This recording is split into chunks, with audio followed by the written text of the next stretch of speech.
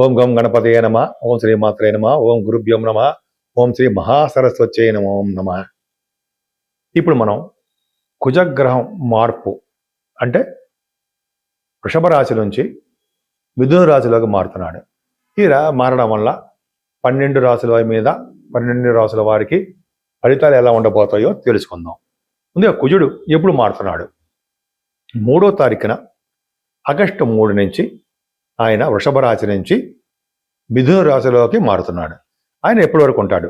17th September 2026 వరకు ఉంటాడు. అంటే 45 రోజుల పాటు కుజుడు మిథున రాశిలో ఉంటాడు. అంటే మేషరాశి నుంచి మీనరాశి వారి వరకు కూడా ఏం ఫలితాలు ఇస్తాడు? కొన్ని రాశుల వారికి ఏమో చెడు ఫలితాలు, కొన్ని రాశుల వారికి శుభ ఫలితాలు ఇస్తాడు. అన్ని రాశుల గురించి తెలుసుకుందామని మనం. ఇది ఏ ఒక్క రాశిని వదలద్దు, అన్ని రాశుల వారికి తెలుసుకుందాం. అన్ని రాశుల వారికి తెలుసుకోవాలనిపిస్తుంది కదా, అనుకుంటాం కదా మనం. సరే, కుజుడు వలన మనం తెలుసుకుందామండి. తులారాశి వారికి ద్వితీయ సప్తమాధిపతి భాగ్యంలో బ్రహ్మాండంగా ఉన్నాడు. అంటే 7th హౌస్ లార్డ్ అంటే భర్త స్థానం, భార్య స్థానం అంటాం, కళత్ర స్థానము, అదృష్ట స్థానము, ద్వితీయ స్థానం. ద్వితీయాధిపతి మీకు మంచివాడు కదా, ద్వితీయ సప్తమాది పాపి, కానీ యోగంగానే ఉన్నాడు ఆయన. పైగా ద్వితీయాధిపతి భాగ్యంలో ఉండడం వలన సర్వ సంపదలు వస్తాయి, చదువు విద్య వస్తుంది, సంపదలు పెరుగుతాయి, అదృష్టం పెరుగుతుంది, వాగ్దాటి పెరుగుతుంది, ఒక వర్చస్సు పెరుగుతుంది. షార్ట్ జర్నీ చేసేస్తూ ఉంటారు ఎక్కువగా. మీ తమ్ముళ్ళని సోదరుని కలుస్తుంటారు, వాళ్ళ సపోర్ట్ కూడా తీసుకుంటూ ఉంటారు మీరు.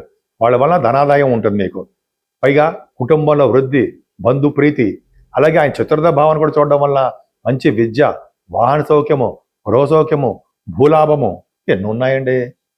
పైగా సప్తమ స్థానాధిపతి మీ భార్య గారు కానీ భర్త గారు కానీ భాగ్యంలో ఉన్నాడు కాబట్టి కుజుడు భాగ్య శ్రీ సంపదలు ఉంటాయి. అంటే భార్య గారి వలన భర్త గారి వలన అదృష్టము, భాగ్యం వృద్ధి అవుతూనే ఉంటుంది. పైగా మీ వివాహ శుభకార్యాలు, వివాహాది వేడుకలు కుజుడు వలన సంప్రాప్తిస్తాయి. బ్రహ్మాండంగా ఉన్నాడు. పైగా భాగ్యస్థానంలో ఉండడం వలన సప్తమాధిపతి భాగ్యంలో ఉన్నాడు.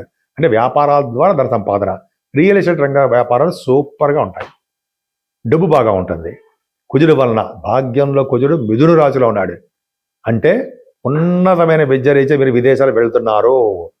అంటే ఉన్నతమైన విద్య అంటే హైయర్ ఎడ్యుకేషన్. అంటే మీరు డాక్టర్స్ వృత్తి కాదండి, డాక్టర్స్ విద్య రీత్యా. పైగా మీరు స్టెప్ 3 ఏదో అంటాం మనం, విద్య విదేశాలకు వెళ్తారు. పైగా మీరు భాగ్యస్థానం కాబట్టి వ్యాపారాల రీత్యా వెళ్తారు, షూటింగ్ రీత్యా వెళ్తారు, ఇంజనీరింగ్ విద్య రీత్యా మీరు విదేశాలు వెళ్ళడం ఖాయమే. సో 9th హౌస్ పర్ఫెక్ట్గా చాలా బాగుంది, అదృష్టవంతులు మీరు. ఇప్పటి వరకు మనం గోచారం గురించి తెలుసుకున్నామండి. అసలు గోచారం ప్రభావం అనేది చాలా తక్కువ ఇంపాక్ట్ మన మీద ఉంటుంది. మెయిన్ ఇంపాక్ట్ ఏంటంటే జాతకాల్లో మనకు జరుగుతున్న దశలు మాత్రం పర్ఫెక్ట్గా ఉన్నాయనుకోండి, ఈ గోచారంలో వచ్చే శుభ ఫలితాలు ఉన్నాయనుకోండి, శుభ ఫలితాలు మరింత రెట్టింపు అవుతాయి. చెడు ఫలితాలు ఉన్నాయనుకోండి, కొద్దిగా చెడు ఫలితాలు ఇస్తూ ఉంటాయి. కాబట్టి జాతకాల మీద మెయిన్ ఆధారపడి ఉంటుంది.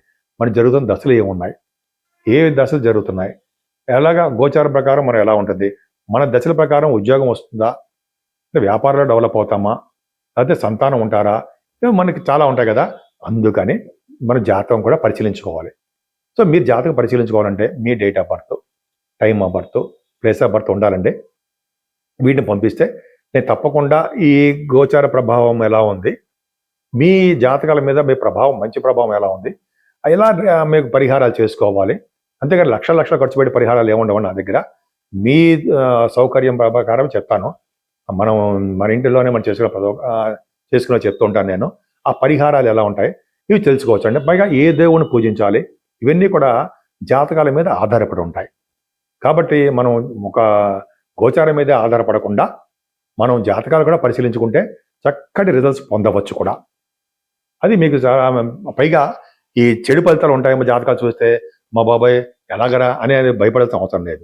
జాతకాలు చెప్పేటప్పుడు కూడా ఎప్పుడు కూడా శాస్త్రం ఏం చెప్తుందంటే, ఎదుటి వాళ్ళని భయపడి చెప్పకూడదు. ఏ గ్రహం ఉన్నా సరే ఎదుటి వాళ్ళకి మరణిస్తాడనో, అమ్మ బాబోయ్ భయంకరమనో చెప్పకూడదు. వాళ్ళకి మంచిగా బాగా చెప్తూ ఏ పరిహారం తెలుసుకున్నట్టుగా చెయ్యాలి తప్ప ఎదుటి వ్యక్తిని భయపెట్టకూడదు. జాతకం తెలుసుకోవడానికి వచ్చినప్పుడు భయపెట్టకూడదని శాస్త్రంలో ఫస్ట్ పాయింట్ అదే చెప్తుంటారు. కాబట్టి నా దగ్గర చెప్పించిన వాళ్ళు ఎవరికి భయం ఉండదండి. చక్కగా వాళ్ళకి ఎలా డెవలప్ అవ్వాలో అని చెప్తూ ఉంటాను.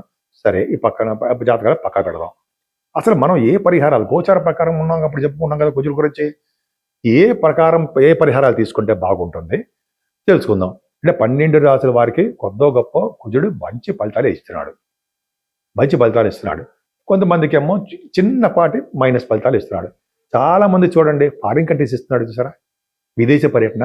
అక్కడ మనం బాగుండాలంటే విదేశాల్లో మనం వెళ్తే మనకి పరిస్థితులు ఎలా ఉన్నాయి అది మనం తెలుసుకుందాం.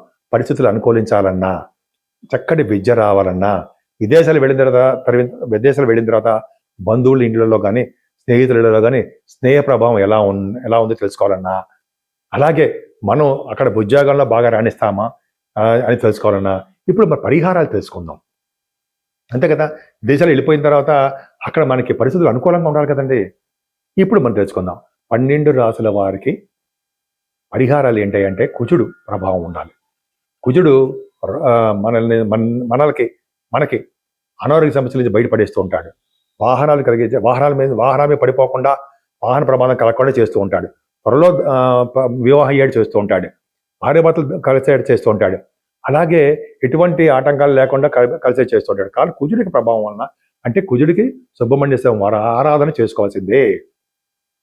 కుజుడు అంటే ఏంటి?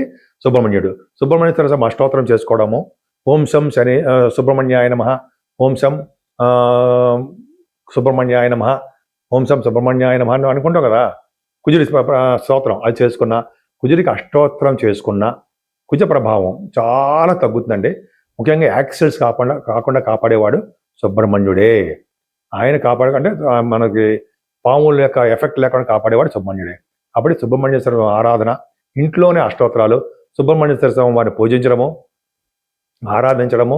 ఒకవేళ మనం బయటికి వెళ్తే సుబ్రహ్మణ్య స్వామి పుట్టలో పాలు పోయడము, ఇలా సుబ్రహ్మణ్య స్వామి అనేక రకాలకు పూజించడం వల్ల కుజుడు వలన వచ్చే దోషాలు చక్కగా పరిహారం అవడానికే ఎక్కువ అవకాశాలు ఉన్నాయి. ఏ మాత్రం మీకు అవకాశం ఉన్నా మన ఇళ్లలోనే మన సుబ్రహ్మణ్య స్వామి వారిని పూజించుకోవడము, అలాగే మనకి ఇష్ట దేవత ఎవరు ఉంటే వాళ్ళని పూజించడము.